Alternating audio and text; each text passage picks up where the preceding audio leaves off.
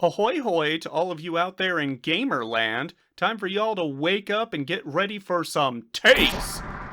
Yeah, so it turns out when you have to actually script out a Game of the Year video instead of doing it off the cuff in a rambly podcast, these lists kind of take more time. In fact, I'm not really doing a structured list at all. Instead, I have put together awards. Cause this year, a lot of my favorite games were pretty even, and the top 5 and bottom 5 were really constantly switching around, kind of the middle 5 as well. This was the year where the world readily and willingly doused itself in gasoline, but it may also be one of the best, and at the very least most interesting year for games. 2023, we all agreed that was the year of the AAAs. So many big releases back to back. Who has the time?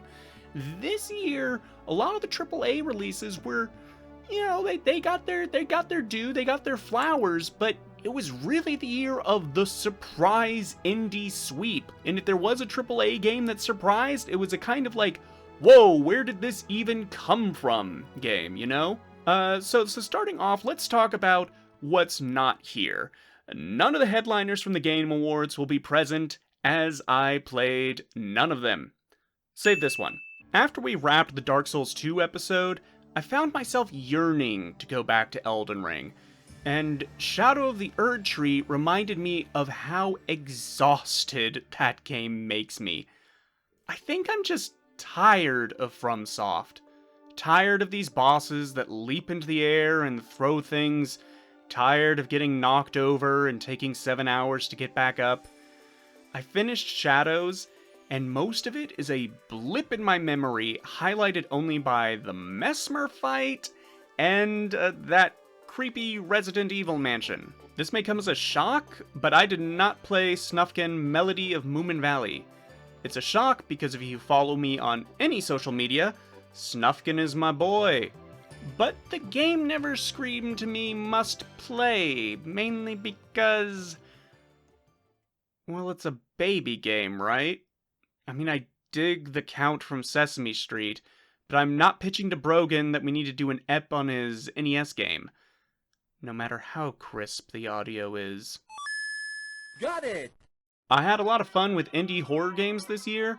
Crow Country, Amanda the Adventurer 2, Home Safety Hotline, and Sucker for Love, Date to Die For were all great titles, but they also all felt like one-trick ponies, and that's very rude and very blunt, but it just kind of felt hard to get too pumped for them when they really ultimately only did like 1 or 2 things I really liked. Then there are the games that DNQ because I did not finish them. Frog Monster started real strong and kept that high for a solidish 7 hours or so. But whoo! Its difficulty climb is no joke. It got to a point where I wasn't even certain I would still like the game if I managed to clear the part I was stuck on. Echoes of Wisdom is kind of the same, just without the difficulty part. Man, the first 3 dungeons of that game felt so exciting and fresh, and then you get so much crap and no way to filter it. I'm like right at the entrance to the final dungeon, and I just can't bring myself to care enough to reach credits. Scald Against the Black Priory is probably the most glaring omission. That game slaps. The atmosphere, the writing, the evil. It's a terrific CRPG inspired by the most obscure choose-your-own-adventure books of the 80s, and it just fell by the wayside as I put my attention towards other games. Maybe I'll finish it this year. But enough about games that didn't make the list. Let's move on to I don't have a name for these. The Golden Dreams. Alright, you ready? Last year I said Street Fighter 6 was my game of the year, and I still believe that. Mostly.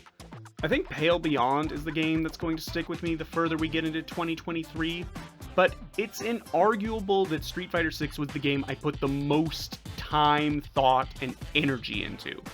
The first fighting game to get me to understand how to play fighting games, and suddenly a whole genre and culture opened up to me. And very soon I stopped playing Street Fighter in 2024 because I was having more fun with other games.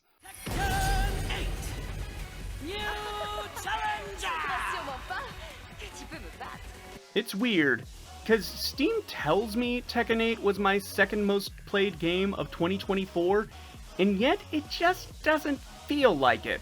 I didn't devote myself to it like I did Street Fighter or even Guilty Gear. I stopped hopping into ranked and only played another person for Will Burger's Golden Weeklies. Yet, there it is. 68.5 hours. Could play it for another 30 minutes and make that pretty nice. You know what I think it was?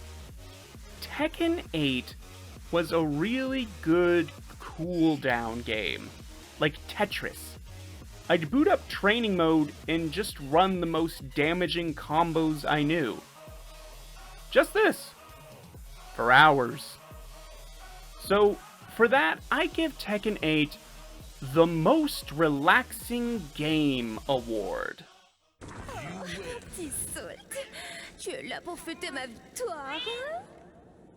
But the real standout to my fighting game honeymoon period would be Guilty Gear Strive, which is ineligible for this list due to not releasing in 2024. However, it can get the just as good Best DLC award. Because, let me tell you about this girl. From the outside looking in, I've never understood what's happening in a Strive match, but I knew one thing, and it's that I liked the character designs. What a batch of freaks. Staring at each one, I feel I can only guess as to what their kit is, and how they fit into the story. I followed enough people that were Guilty Gear heads. I think they call themselves Guilty Gurneys. So I became aware when at the middle of the Season 3 pass, they added this bubbly pop star with a rifle to the game. Thank you all for waiting. Time for Elizabeth Valentine to sing her heart out. Now I really like Elfelt's design. You know, the pep in her step, her dress that looks like an upside down bouquet, the bob cut with white hair and a bow. I like the joke of her being a stereotypical pop idol, but she sings death metal. I listen to her theme song a bunch. Elfelt is not the reason I bought Guilty Gear. She is merely the reason why I was looking at the game more than I usually did by the time they revealed their next character. So you see, that's where the trouble began. That smile. That damn smile. Maybe because I watched all those Elfelt videos, but my YouTube algorithm became fucked and began recommending me the same content, but for A.B.A. At first, I thought nothing of it. Even counting Jealous Rage, I didn't find her that dynamic or energetic in her animation compared to Elfelt. Then YouTube autoplay caught me slipping and played an A.B.A. arcade mode cutscenes compilation and... How rude. Faking civility. Proudly ignorant. Apologies. I'll take my leave. Well now, this is awkward. What? Why does he sound like that? You're telling me she lugs around this cursed artifact that drives her into Super Yandere murder mode and it just sounds like a dude? Somehow, this one detail of Paracelsus being voiced by normal mode SpongeBob was enough to get me to fall into a deep obsession with A.B.A. as a character. When I finally got Strive and tried out each character, I did feel that Elfelt's playstyle was the most approachable and fun. But at that stage, I wasn't looking for easy. I needed strange.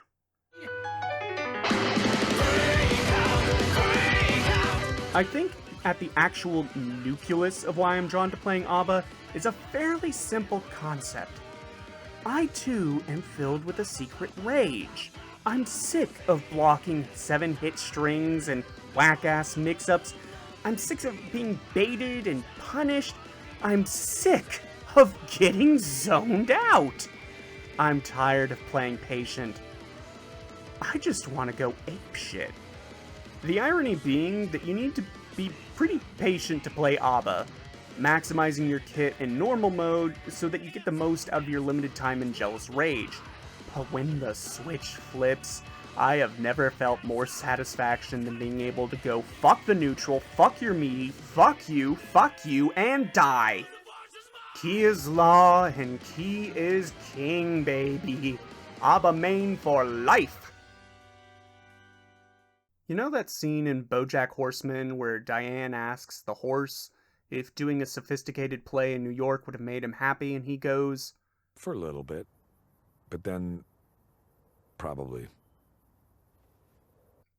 That's how I feel about Age of Mythology Retold. Look, this game was getting on my list no matter what. But I also can't justify it beyond, they remade my favorite childhood game. That sure is Age of Mythology with a shiny coat of paint, a different game balance than I'm used to, and a noticeably worse voice cast. I don't do online matches, so I'm missing out on a huge component there, and it already looks like development of the game is going the way of the dodo.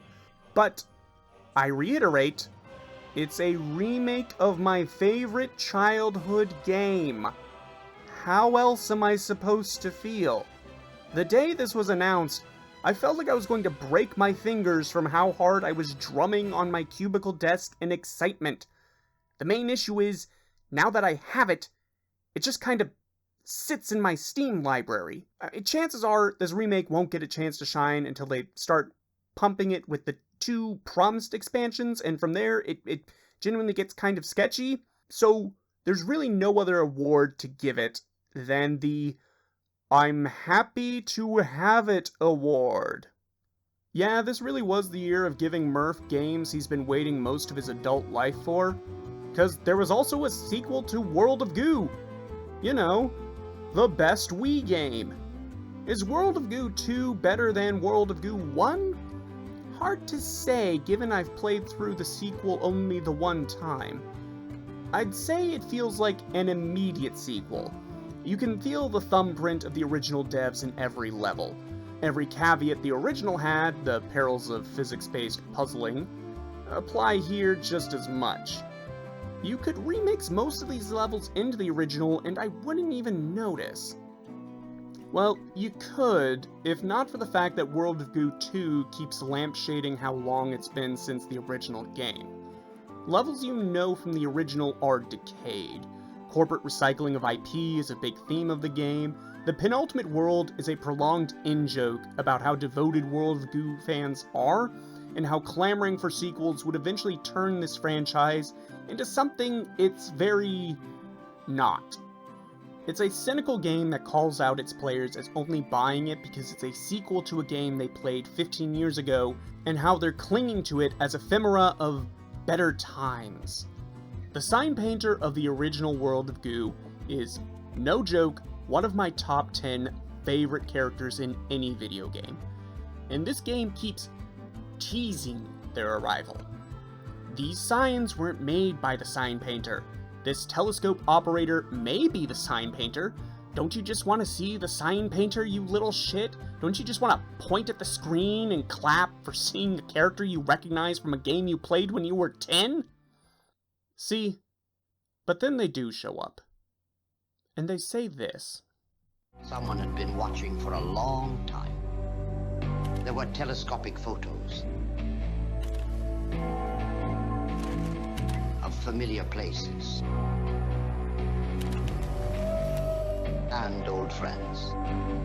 Everything in the photos had eroded or washed away a long time ago. But it was nice to see them again. Yeah, man. It really was. For this specific sentiment, World of Goo 2 gets the Made Just For Me award. Allow me to introduce myself. I come from Kamurocho. Some would call it the armpit of Tokyo, Japan. Born and raised from the suds of an inner-city soapland, the name's Ichiban Kasuga. Some have even called me the hero of Yokohama. Also in the vein of course it would be on my list. I specifically shotgunned those last couple Yakuzas like I did in the hopes that I would finish this series before the end of the year and Infinite Wealth would qualify for my Game of the Year list. I guess that wound up giving me high expectations of Infinite Wealth. You know, it would just be so perfect narratively if the game I finished the playthrough on was the one that celebrated the franchise and gave everything a send-off, and it was just like the perfect 10 out of 10. The flaw in my thinking was that, while Infinite Wealth was the last Yakuza game on my list, it has zero interest in being the last Yakuza game. This isn't a send-off. It's more like Rugrats in Paris? No, yeah, that comparison works. It's meant to be a story where the main character frets over feelings towards the mom he never knew, but at times it also feels like an excuse to do a consequence-free vacation episode with the established cast. Also, both have a scene where the protagonist hallucinates being a Hong Kong action star. There's a bit of shifting of the status quo, but ultimately, Ichiban and Chucky are plonked back where they began, waiting for the next adventure.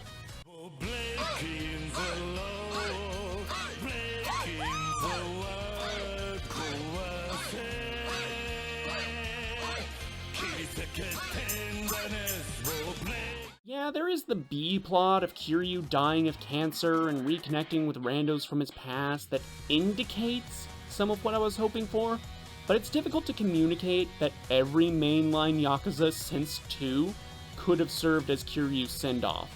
And while this one is more indulgent than prior attempts, I just don't believe it will stick in the way of, like, Chucky getting a new mom and sister did. The explanation I'm trying to make is that Infinite Wealth isn't the Yakuza game. It is another Yakuza game. All that said, if Infinite Wealth didn't bear the weight of being the end to a project that took 2 years of my life, it would still make my Game of the Year list because it's a damn good video game. Much of the stuff that makes Infinite Wealth good is built on the back of what Like a Dragon did. I love this cast. I love that they all feel legit with multifaceted lives. I love that they are all genuinely friends who like spending time together. I feel like there's a shortage of positive depictions of being in your 40s and making friends at that age, but the party of Infinite Wealth are all role models in their own ways. It's nice to see series poster boy Kiryu get to engage in all that mundane stuff in ways he's never really gotten to prior. The combat is the most bombastic it's ever been, abandoning the grounded jobs of the prior title for the characters playing genuine dress-up. And the simple fact that every character has unique dialogue for every class was enough of an incentive to get me to keep shuffling jobs, ensuring that combat never got stale. It truly feels like they stumbled on a winning formula with Like a Dragon, so I can get why their idea for a sequel was just send the cast to Hawaii. And yeah, the fact that Kiryu's subplot reconnected and celebrated so many moments from the past games did bolster the experience in its own way. If only they'd let him and Haruka occupy the same room, and I'm still mad! Infinite Wealth gets the Good Pizza Award. Because that's what it is. It's comforting, it's oddly nostalgic. Even when you're full of it, you still feel tempted to get another slice. If it was the last pizza I ever ate, it wouldn't change my life, but it would still be a pretty good meal.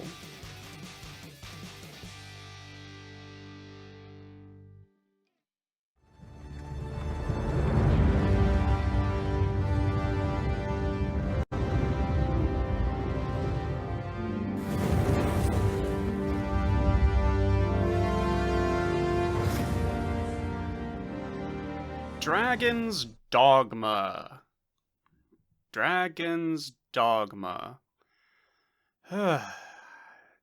Dragon's Dogma gets the Game I've Thought Most About award, which is my diplomatic way of saying I don't like this game, but I'm not going to forget it. Oh, what an electric time it was to be on the internet when Dragon Dogma 2 came out. It was one of those discourse cycles where most of the backlash was to the backlash.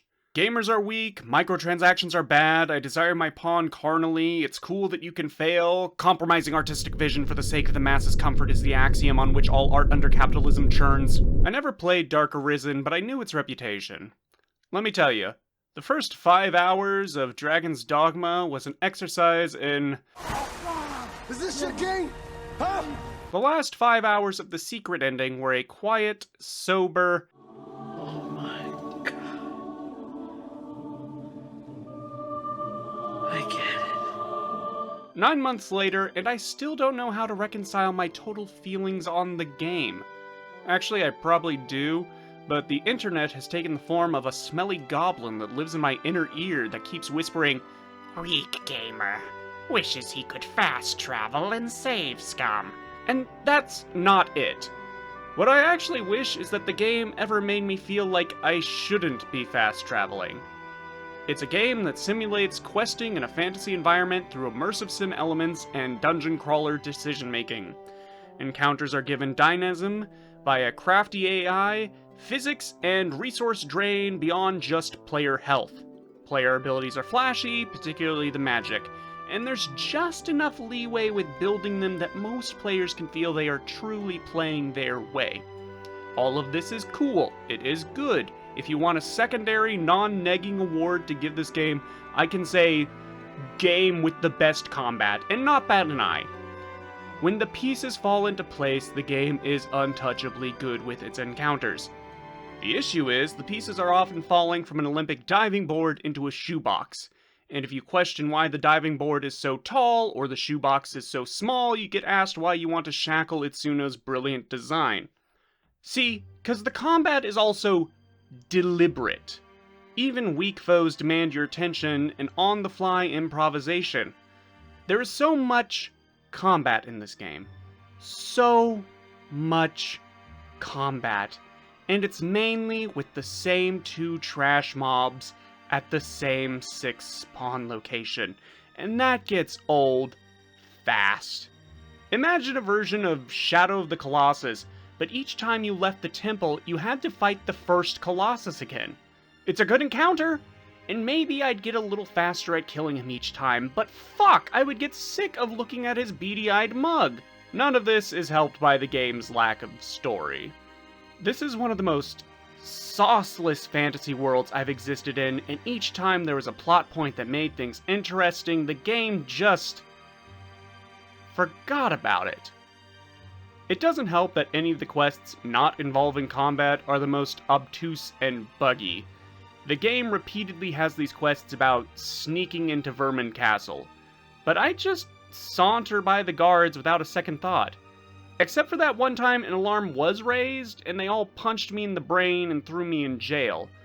Just for me to walk out in front of my warden, who did nothing in response. The game's open-ended systems seem at odds for quest design that usually requires the player to do one specific thing, which is usually talk to this random, unassuming NPC whose ambient dialogue is no different from any others. I guess the game is open enough to allow for player fuck-ups like killing NPCs or missing quest objectives, but that only happened to me once, and I just wake-stoned my way out of it, mainly because I had a surplus of wake stones and I hadn't used any yet and I was curious what they did. Not because I actually cared about completing the quest and seeing its narrative through. I don't want to fast travel because I'm scared of an encounter draining my resources before I get where I want to go. I want to fast travel because the game is boring. I don't want to exist in this forest where every 3 steps is another band of the same goblins. I don't want to live with failure because the game doesn't make it interesting to live with failure. I dove into positive reviews for the game, written by people who understand Itsuno's vision, and man, a lot of it just reads like New Yorkers talking about bodegas. No, you don't get it, man. Unlike other open world games, NPCs don't just stand around with an exclamation point over their head, waiting for you to talk to them. You're right. They stand around till you pass within a 20-foot radius, then they seize your camera and start talking to you unprompted. Part of that release week discourse I mentioned was a discussion on Dragon Plague, a magic disease that would cause your party members to go nuts and kill off the closest population center. Detractors called this a brutal punishment in a game with only one save slot. Pro-plaguers would calmly point out that the problem is solved just by banishing the offending pawn the moment you notice symptoms, which are so obvious that the game gives you a pop-up when it's happening. But also that the game was quite bold and daring for the inclusion, and if it's so easily avoided that controversy around it is a nothing burger, then wasn't it kind of a nothing burger mechanic to begin with? That's the true catch to all this petty ranting. I actually wanted Dragon's Dogma to challenge me. I wanted Dragon's Plague to be an issue. I wanted my mistakes to matter. I wanted to limp out of combat. I wanted each trek from the city to be a journey. I wanted to feel disadvantaged for not having a bilingual pawn. I wanted to feel friction. But instead, I just spent most of the game how I would any other open-world RPG. Just whenever I got mad at it, I had to justify my rage to that aforementioned internet goblin that only I can hear. Now, none of this applies to Dragon's Dogma 2, which is the secret ending that is, quite literally, where the real game starts. After performing a series of steps I refuse to believe most players figured out naturally, you are dropped into the world you were before, but it's become rotten. You're alone and must rebuild your party while also rescuing the population and fending off blighted super monsters, all while a clock ticks down towards the game's true ending, which you must be prepared for. Suddenly, the systems work for the kind of game it is. Resting speeds up the countdown, so you're more conscious of each layer of fatigue you accumulate. All those trips down the same roads, through the same enemy spawns, have built you a knowledge of this world that gives you efficiency, but also the environment has shifted just enough that familiar locales now have enticing, unexplored territory always within your sightline. Each stumble feels permanent, each victory is exhilarating. The narrative even takes an upturn. All those rote plot points I harped on about suddenly come into sharp focus. The world is rebelling against the very concept of narrative, and the characters are using that to build resolution they would have never gotten otherwise. When I hit credits on Dragon's Dogma 2, I, no joke, said, that was a great video game. And thus my struggle. Would Dragon's Dogma 2 be as satisfying if I had not forced myself through all that had preceded it? It's hard to say. It's a question that's kept me up at night. As quickly as the discourse sprouted around Dragon's Dogma, it vanished. I haven't seen it in many Game of the Year lists. Its flame only kept alight by the sickos. I guess I must be one of them. I never, ever want to play Dragon's Dogma again. But I also can't stop thinking about it. And rather than admit I think it's secretly brilliant, I'd rather consume it, let it go to my thighs, and explode. If anything I said here rustled your jimmies, allow me to offer you the following setup and punchline. If I was doing a traditional top 10 games of the year, Dragon's Dogma wouldn't be on that list. But Dragon Age the Veilguard would. But where are we gonna find her?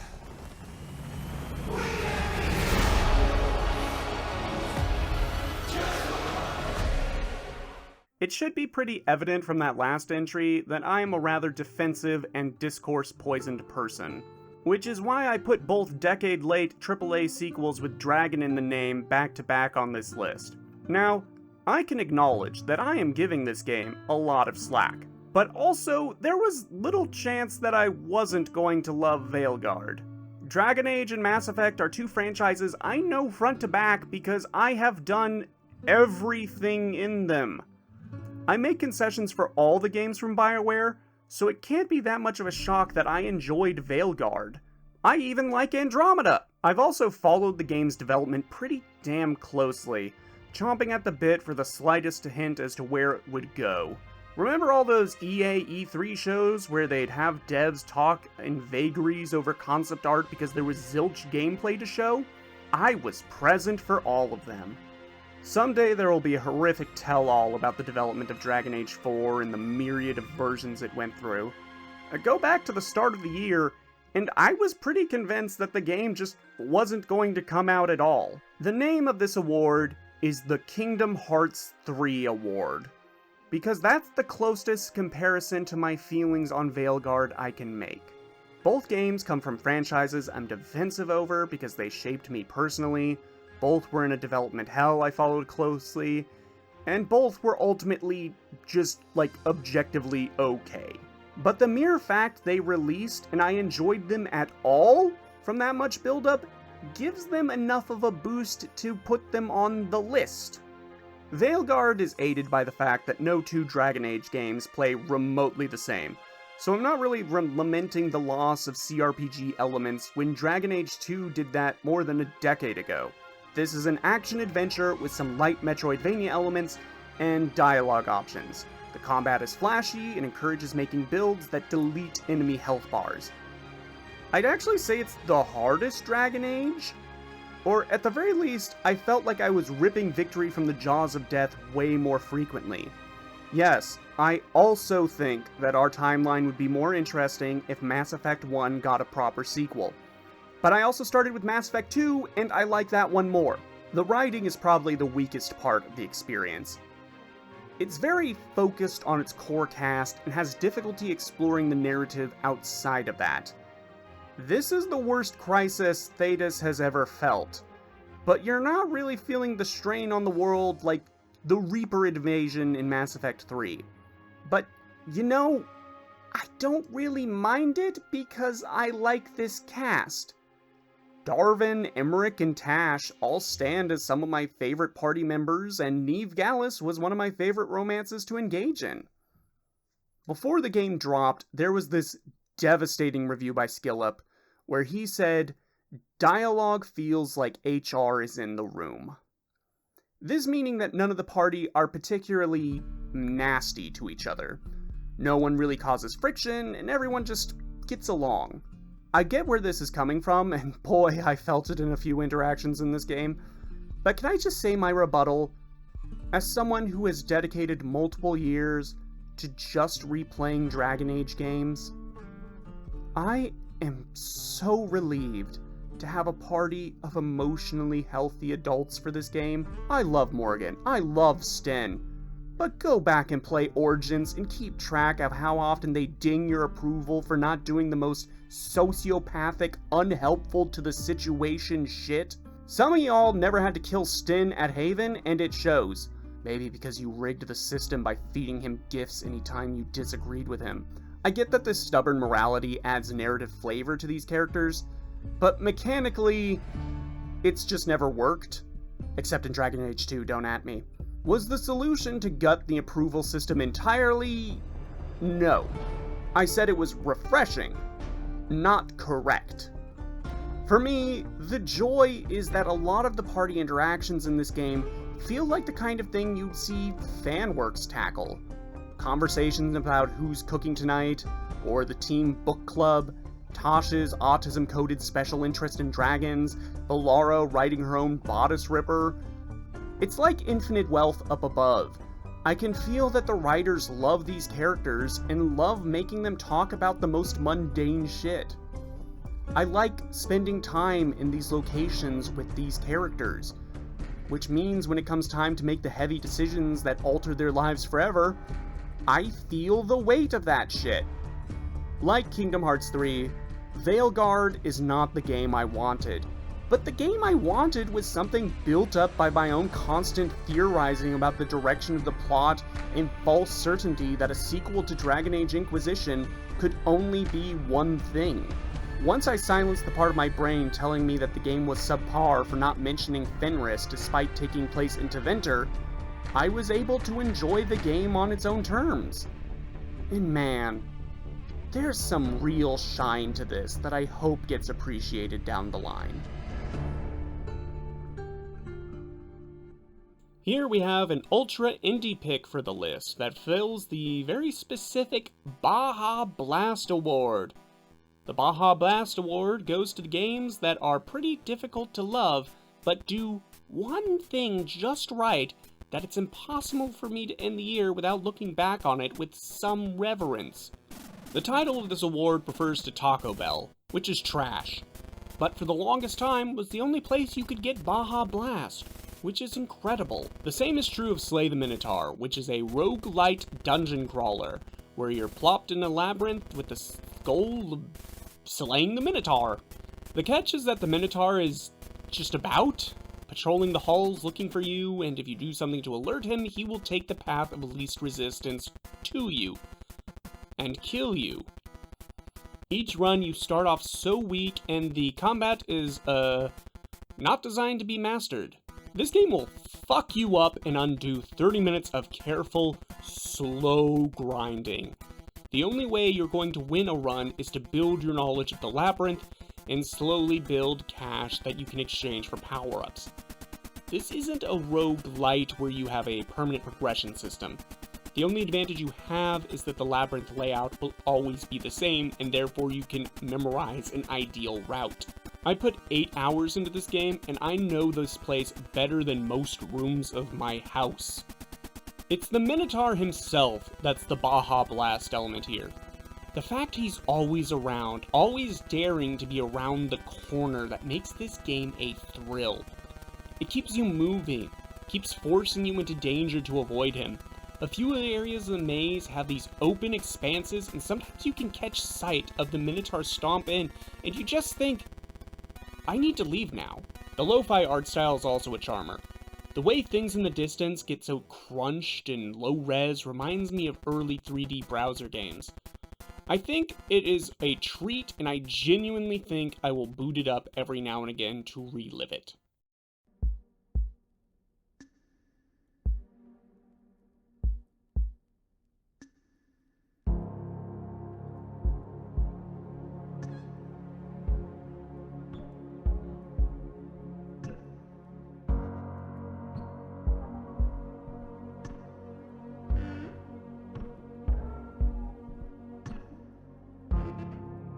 Mouthwashing gets the I wish I liked it more award, which is my coward's way of saying, I recognize what it's doing, but what it's doing does little for me. It's difficult to talk about mouthwashing in a critical way without spoiling what it's about. Any amount of pre-release footage makes it seem like a surreal sci-fi horror with a PS1 aesthetic, and honestly, it's kinda not. At least not where it's strongest. Best description I've seen for the game is that it's a very simple story told in a very subtle way. If the game just bounded out and said, hello, this is a story about blank, it probably wouldn't be able to deliver the narrative gut punches that make it memorable. The game revels in its unreliable narrator, and is at its strongest when it's playing with the shifting narrative, and is at its weakest when, well, when it has to be a video game. Okay, that's as much beating around the bush as I'll do. This next section is full spoilers. If you haven't played Mouthwashing, the least I'll say is that I endorse a blind playthrough. I don't know if this says anything about me, but when I booted up this game about 5 people isolated and waiting for death that promised to explore the depths of mankind's cruelty, and saw it was a ratio of 4 men and 1 woman, I immediately went, I see. It was at that moment I pegged each character and how they'd contribute to the plot, and I was more or less correct. 'Cause Mouthwashing is about rape. Jimmy raped Anya and tried to kill everyone so that he couldn't have to face the consequences. The game is rather blistering in its critique of rape culture. The word rape is never actually said, not even in an innuendo sort of way. You have to read between the lines of scant flashbacks, and once it's on your mind, it hangs over everything. Why are the characters being so banal about this? Why are we trying to fix a crime? Why do people take orders from the rapist? Why is anyone trying to be his friend? Why does the victim have so little presence in the narrative? And then you realize, oh, because that's what we do in real life. When mouthwashing is laser focused on this theme, it's uncomfortable in a way few stories about sexual assault are. The scene about the dead pixel haunts me. It's just a tiny pixel, a small piece of a bigger picture, but once you know it's there, you can't stop thinking about it. The issue becomes, even at 150 minutes, mouthwashing is still 30 minutes too long. It devolves into really needless feeling segments of gameplay and puzzles and imagery that weigh down the pacing. It smacks of lacking confidence that the game feels it needs to add these segments where you hide from an invisible monster, or have a shootout in a graveyard, or do an ultrasound on a yonic flesh wall. The last 30 minutes of this game are padding for an already foregone conclusion, and I can only assume they're there to give the player more time to realize the theme, or so the game's marketing can make it look especially surreal and scary. Mouthwashing tells a simple story, very subtly, right up until it needs to be an indie horror game, and I wish I liked it more.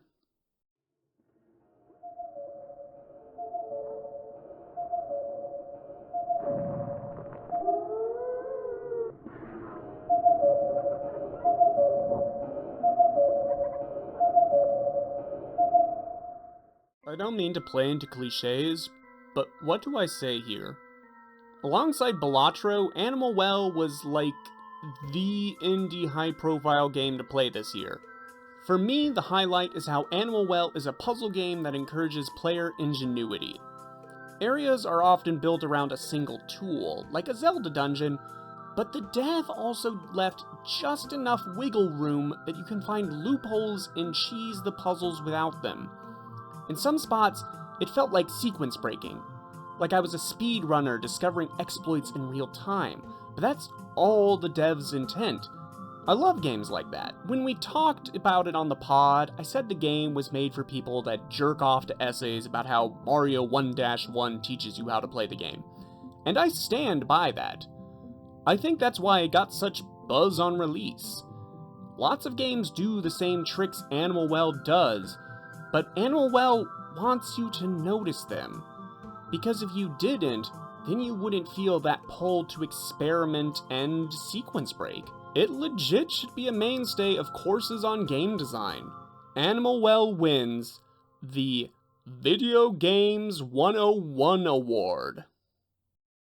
Plucky Squire gets the Gosh Darn Cute Award because I don't know what else to give it. It's not a complicated game, but it's definitely the game with the highest count of churlish giggles and excited kicking of my little feets. Honestly, this game has some of the cleanest art direction and production design of the whole year. These characters feel so natural to their alt 2000s children's book. When you pop out of the page, oh brother, don't get me started. In fact, it's so charming that it loops back around to being frustrating that the game is as linear as it is. This isn't a game to free roam and find secrets at the corners of the map. This is a game of levels. Each chapter, you start in the book, hack slash and puzzle solve till it's time to hop out of the book, hack slash again, but in 3D. Get a new tool for manipulating the book, then hop back in to close the level with a bespoke minigame for a boss. And that all works. But again, the game is so charming that I wanted to milk it for all it's worth. And each time I hit an invisible wall, or thought I found a way to manipulate the book for bonus dialogue, Plucky Squire had nothing for me. It's kind of the anti-Animal Well in that way. Either way, it's a brilliant first endeavor from all possible futures, and I'm expecting big things from them down the line. Also a more expansive sequel. What are you going to do, Indiana? There's this great trick Indiana Jones and the nope, can't say it, title is still stupid, which is that it plays like a movie tie-in game. But it's not a movie tie-in game. It's a franchise tie-in game. Very different. Movie tie-in games used to be all the rage. You'd do some gameplay, and then you'd get a recreation of a movie scene done as a mid-2000s cutscene. That's where I'd live if I was king of this island. A king. Actually, that's not bad. Kong. King. King Kong. Yeah, that's got a nice ring to it. Fantastic Loop doesn't do that because it can't do that. It's a tie-in for a movie that doesn't exist, yet you could warp back to a kid in 1981, hand them this, and gaslight them that this was a movie directly following Raiders to the Lost Ark. I'm not an expert on the cinematography of indie flicks that would require me to have majored in film, and I only minored, but Parabola of Mystery has the pattern down. It recognizes that secretly, no matter what the nerds tell you, Indiana Jones is actually one of our greatest characters of physical comedy.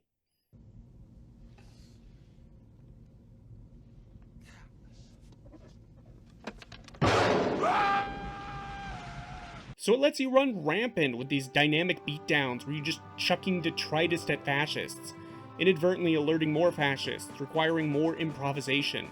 It's so sublime in how it just works. And no one thought to do anything like it before. You know what? I'm gonna say it. Oh Lord, I'm gonna say it. But this game makes me feel like Indiana Jones. Doubling down on that, Indiana Jones and the Elden Ring may be one of the strongest adaptations of a franchise to a video game since Batman Arkham Asylum. It was nearly my game of the year, but the game really does get weaker as it progresses. The last area, while visually impressive, in a way that tanks my frame rate, is a chore to get around. Otherwise, I look forward to the inevitable sequel we'll get in 8 to 9 years, because game development is hell. I award Indiana Jones and the Circular Argument the Game I Didn't Know I Wanted award, along with a request that someone please make an Austin Powers game just like this.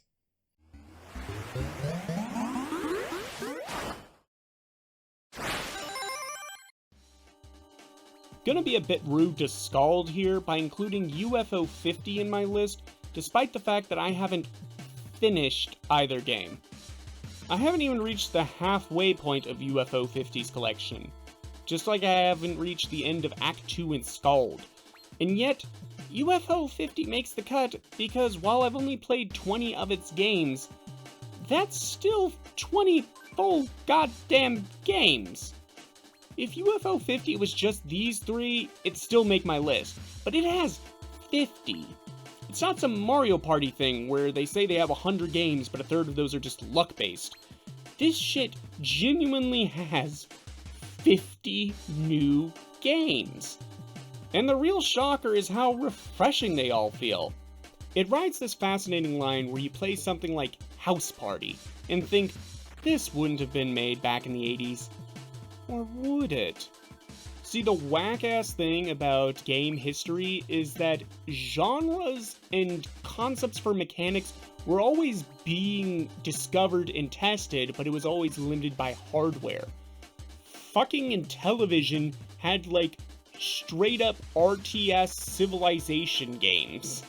The fact that it has its own fictional game history, several titles have sequels that feel like sequels, the meta-narrative of the graphics and the gameplay getting more sophisticated as you dive deeper into the collection, it all just works. UFO 50 may be one of the best celebrations of gaming since, I don't know, Smash Bros. Ultimate? But it's a different kind of celebration. It's a celebration to all the ones we left behind, all the alternate histories and possible paths gaming could have taken. If it's any consolation to Scald, at least I have enough commitment to my principles to never put a game I haven't seen all of as my game of the year. Which is why UFO 50 wins the probably should be my Game of the Year award. Only 2 entries left. By default, this next one doubles as my Game of the Year runner-up. What's it gonna be? In the movie Lucy, Scarlett Johansson takes a special drug that allows her brain to work at 100% capacity. It starts small with being able to do kung fu, but quickly expands to speed reading, comprehending all languages, not entirely sure what's happening here, time travel, and eventually becoming an omnipresent supercomputer that collides with God. The feeling is very similar to playing Lisfanga, Time Shift Warrior. It is difficult to describe the thrill of playing Lisfanga without making you sit down and playing it for yourself.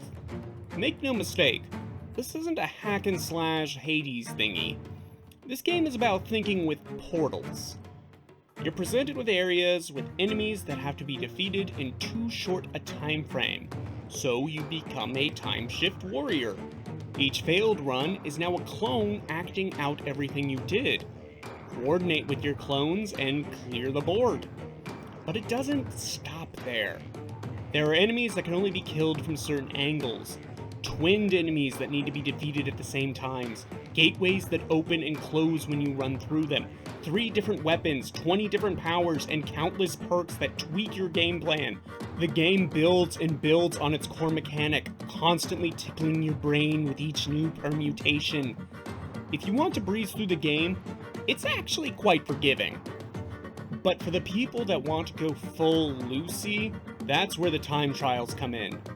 I am still a few perfect scores away from platinuming this game, after which I will use my newfound powers to witness the Big Bang and touch tips with our oldest ancestor. I don't know, I didn't see the movie. Oh wait, is that why it's called Lucy? Lisfanga gets the silver medal for 2024, and the Lucy Award. Alright, that's 14 awards down. Only 1 game left that will take home the coveted Game of the Year. What on earth could it possibly be? In 1943, German college student Sophie Scholl was found guilty of treason alongside her brother Hans and classmate Christoph Probst. Their crime? Distributing pamphlets that contained anti-Nazi rhetoric under the name The White Rose. For this act of debate, they were executed via guillotine. The story of The White Rose has been adapted into many books, movies, and plays. There's one by Argentinian playwright Lillian Garrett Grog that has this monologue that flares in my mind from time to time. The real damage is done by those millions who want to survive.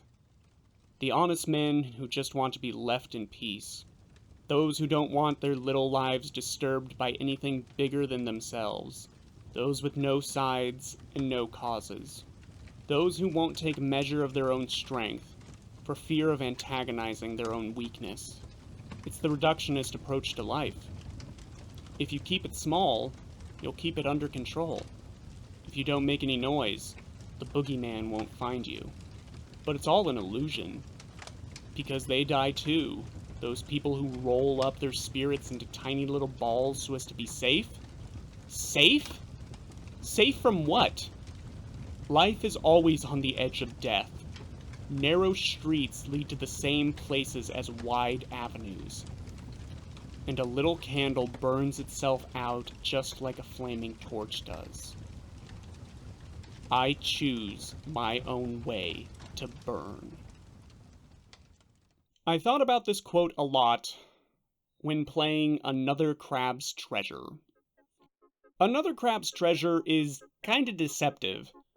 It got a fair bit of coverage just on its premise.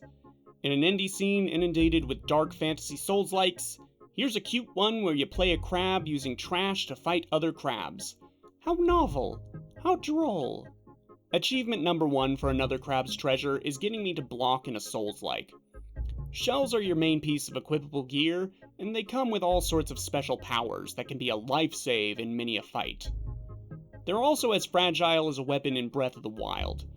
At first I thought I could dodge roll my way through fights and cherish my favorite shell, but the game quickly shut that theory down with bosses that aren't necessarily aggressive, but have wide, lingering hitboxes that your iframes aren't enough for. Get used to getting hit and embrace the scramble of getting a new shell. Also, parry is on releasing block, so it has this great sense of risk-reward I haven't really felt in other Souls-likes. Achievement number 2 is in the bosses. Not since Bloodborne have I seen a lineup so memorable, each having a fantastic quirk and fair difficulty that allows you to build up a relationship with them over the course of repeated attempts. It's a genuine challenge to name which was my favorite, but I guess I'll say that one. Who, me? Yeah, sure. Woohoo! Achievement number 3 is in the production design. There is so much nitty-gritty detail to this world. Jokes hidden away in corners, things that aren't explicitly jokes, but still make you laugh, like, haha, he's wearing a shoe and the laces are his bolo tie. I'm one of those deviants that love mouse movies. You know mouse movies? They're about mice and how they make a world that replicates our own by repurposing our gubbins. Another Crab's Treasure has intense mouse movie energy, is what I'm saying. The final achievement is, well, the game starts as a jolly good laugh, but then it gets bitter. Like, haha, microplastics are your soul's equivalent, because the ocean is filled with microplastics, and every living thing has microplastics in them now, because of all the trash we keep throwing into our water supplies, and how many of them are in my balls? The game starts laying on this line of thought pretty thick. The equivalent of going hollow is called gunked, and it's basically an allegory for depression under capitalism reverting us to our baser instincts of survival above all else. An entire level is dedicated to teaching a young tech bro entrepreneur that billionaires suck. There's this line. What's that? It's nothing! Nothing usable at all! It'd feel preachy, and to some it probably is. But man, I kinda played this at the right point in history for it to hit. 'Cause Another Crab's Treasure has that churn. You know, the churn? That churn we all feel but can't acknowledge for the sake of our psyches. The churn of recognizing the problem, and that you can't get farther without using the problem. That history is built on the problem, your parents' generation knew about the problem, but still no one's doing anything about the problem? The feeling that the problem will kill you, kill your friends, kill your family, and that was all somehow decided decades before you were born because the problem makes the line go up on a chart you will never be privy to profiting from? Doesn't it just make you want to fucking scream? See? But the other thing Another Crab's Treasure recognizes is the exhaustion that the churn brings. I'm so tired of thinking about killing oil executives. So very tired.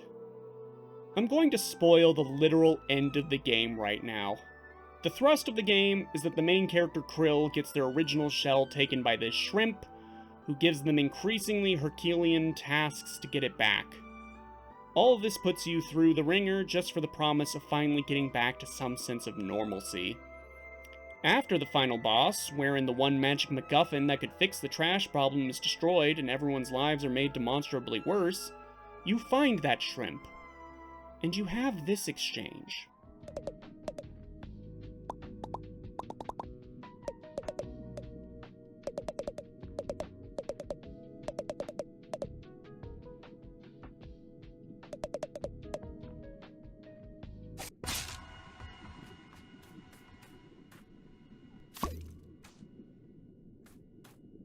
Yeah.